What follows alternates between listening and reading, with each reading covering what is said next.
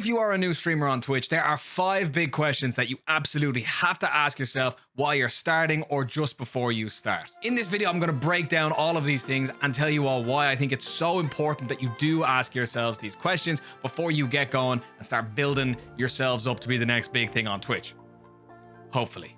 What's up, everybody? My name is Dan, or as I'm known on Twitch, X2Shoes. I've been a streamer there for almost 3 years, and I just thought there's a lot of new faces around this channel lately, so I may as well introduce myself. I post streaming tips in this channel every week, as well as some video essays and other content, all to do around the streaming space and all that good stuff. I am by no means myself a absolutely ginormous Twitch streamer. However, I started this channel because when I first started out streaming, I had a ton of questions that I felt weren't being answered. So after I figured those things out for myself, I made a YouTube channel in which I try to help all you brand new streamers or new streamers, or even sometimes veteran streamers, answer those questions and hopefully help grow your own platforms too. So if that sounds good, don't subscribe yet or don't leave a like yet. I haven't earned it, but at any point throughout today's video, if you enjoy it, please consider doing so. And for anyone who's been around the channel for probably a little while, you're probably asking, Dan, where the heck are you? I'm actually temporarily back in Ireland. I was living abroad for a little while, but I had to move home for a bit for some reasons. But yeah, we're here in this temporary space, which I think looks quite cool. I always talk about the importance of backlighting. You buy some backlights. Come on. And this is why backlights are so important. They can change a bland room into a pretty decent YouTube studio. Anyway, enough rambling out of me. Let's talk about 5 questions you absolutely have to ask yourself if you're going to be a streamer on Twitch, or you might be already a streamer on Twitch. Number 1, what is your thing? And by thing, I mean, what sort of streamer are you going to be? Are you going to be a gaming streamer, a just chatting streamer, a music streamer, an art streamer? The list goes on. It's super important to establish what type of streamer you want to be from the outset, because that is going to help inform the rest of your content strategy going forward. It's no secret now that you won't grow on Twitch simply by just streaming. You're going to have to be making YouTube videos or TikToks or short form stuff elsewhere. So by figuring out what sort of streamer you want to be and what sort of voice you want to have, that's going to help you think that, okay, well, I'm going to be streaming XYZ game, and from that, I'm going to make TikToks, YouTube videos, or whatever else on top of that. And don't panic. It's okay to also not know the answer to this question. And it's also okay to pivot and change up what you're doing. I started out as a variety streamer, and now I'm no longer a variety streamer. But answering this question or having some idea of what you want to do is going to be really beneficial down the line when you start to take things a little bit more seriously and create content for other platforms. You have to come up with a strategy, and you can't strategize for something that you're not sure what you're doing yet. On the flip side of that, if you are unsure, don't panic. Try out some new things. If you're anything like me, I do a load of different stuff in my stream. I do sometimes completely just chatting streams. I've done complete music streams. I've done Lego building streams. I've done mini painting streams, but I'm a predominantly a gaming streamer. That's my bread and butter. It's okay to experiment with other things from time to time and just try out other stuff as well when you're starting off, because it lets you figure out what you actually like to do and what you can start to then build your channel around. If your channel is going to be centered all around playing one game, okay, what does that look like for you on Twitch? What does that look like on TikTok or YouTube Shorts or Instagram Reels? How do you promote that game? What communities are you involved in that also play that game? Or alternatively, if you plan on being a variety streamer, what does that strategy look like as a variety streamer? I understand this can be very confusing, so if you have any questions, feel free to leave them in the comments below. I think a lot of people see streaming and YouTube and content creation as a means to make a quick buck. Oh yeah, I'll stream for a couple of months, gain 100 subscribers, and turn those 100 subscribers into 1,000 subscribers, and it will be easy, and all the while I'm just going to be playing video games, and I'm going to create an empire. It is no secret that you can become a multi-millionaire in this gig. There's no pay limit, there's no pay cap. You can literally earn, theoretically, an infinite amount of money. Daddy Bezos isn't stepping in anytime soon and saying, hang on, this person has too many subscribers, we're not paying them for it. There is money to be made in both content creation and on Twitch. However, statistically, most streamers or most people who undertake streaming won't actually ever see a dollar, and most of the time will end up in the negative, because you will have spent so much money chasing this dream that you'll actually end up putting yourself into some serious debt at times. I get comments all the time that say, oh, I want to stream, but I don't have a good camera, or I want to stream, but my PC isn't good enough. People like this then go out and spend money maybe they potentially don't have, putting themselves into a situation where they've spent money on something that isn't showing them a return and may never show them a return on that investment. It is so important to iron out what your intention is on this platform, because one, it's going to dictate the amount of pressure that you put on yourself to perform or to do well on the platform. And secondly, it's also going to inform what sort of creator you become. And if I'm going back to that first point, when I talk about pressure, what I mean is, if you undertake this and just say, yeah, I'm doing this as a hobby, it's a bit of fun, I like to entertain people, I like to talk to people, whatever happens, happens. And then if no one ever watches you, it's really not that big of a deal. However, on the flip side of that, if you take out a 10 grand bank loan and put all this money into all this setup and it's been 6 weeks since your last subscriber, you're going to start to panic and then you go, oh shit, this was a terrible idea. And that pressure creeps up. I've been very open and vocal about the fact that I used to be a full-time streamer. However, I stopped doing it full-time and moved into a job in, granted, a similar field that was steady income for me and that I really enjoyed doing, because not that I wasn't earning through Twitch and streaming, it's just that the pressure to perform and the pressure to earn money overtook the fun and enjoyment I was having out of it. Talk to any creator who is full-time or has attempted full-time, that pressure never leaves until you're at such a point where you have 5, 6, 7,000 subscribers and you're earning thousands of dollars a month. That pressure is constant, and some people can hack it and some people cannot. So intent and the way you set out on the platform is super important, and please think about it, right? And if your sole goal or sole motivation is to make money over enjoyment or providing entertainment to some people, you got to rethink that pretty quickly.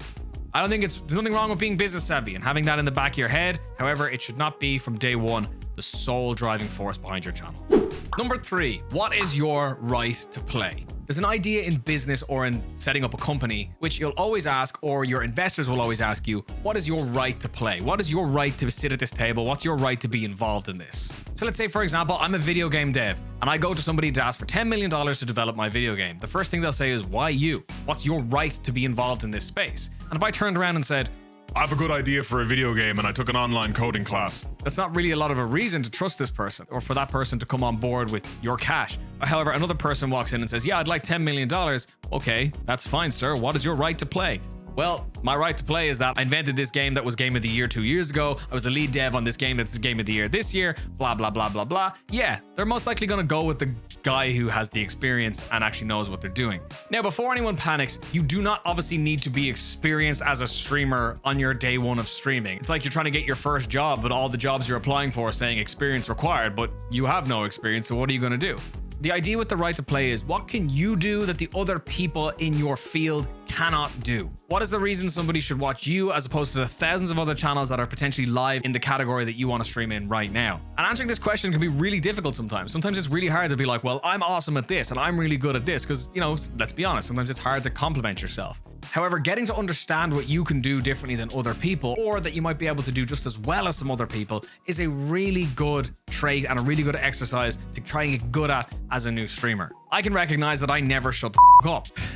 So I think that I'm a good talker. I enjoy talking, I enjoy engaging with people, and I think that I'm a good people person. I'm quite personable, and I would like to think I have a little bit of a charisma. No, I'm not being big-headed, okay? It's just, you have to recognize things sometimes you're good at. That's something I can recognize that I have a strength in, and I play into that on my Twitch channel. I make it all about the chat as opposed to being all about me. Their experience is just as important as mine, and I think that can be few and far between on Twitch. Maybe you're absolutely cracked at a video game. Maybe you're really good at explaining things about the game that you're playing. Maybe you're very good at commentating over what you're doing. Maybe you're a super cool musician who has written some amazing songs that you want to share with people on Twitch. I'm not saying that you have to be completely different and unique from everybody else out there, but you have to recognize your strengths and play into them. That is your right to play.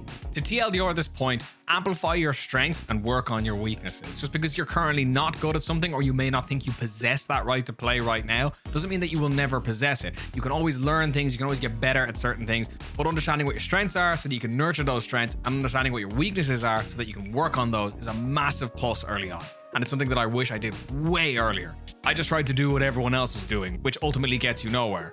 But once you come into yourself as a creator, which takes time, the snowball effect really starts to happen.